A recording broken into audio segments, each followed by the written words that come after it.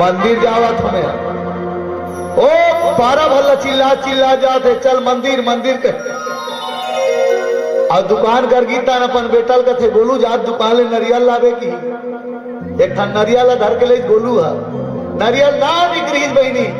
ओ दाई है तन का थे कसरे गड़ौना ई नरियल लाते सरे दुकान वाला करगी सब कथे के पैसा लगाए कि 26 रुपया की ही ना निकला 20 लगावे दूसरा दे सकी ओ छाट छाट के लिए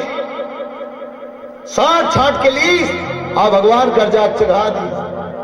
अब चढ़ा नहीं देती सो तब पूछ लो बने निच्छदारी और निच्छे के बाद में कथे गोलू अभी रोपा लगा चला थे ठंड काला मौसम में बेटा गोड़ अब्बर चटक थे पूछ मेरा गड़बे पूछला धर से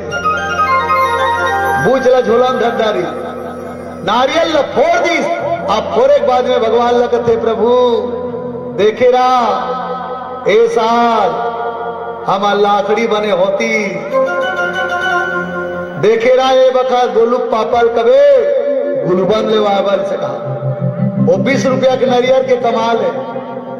नारियल ला फोड़ घलो डारी फोड़े के बाद में नारियल ला भगवान में अर्पण करना रही लेकिन वो दाई है तो आंगरी में नख लग गड़िया के खोट डारी और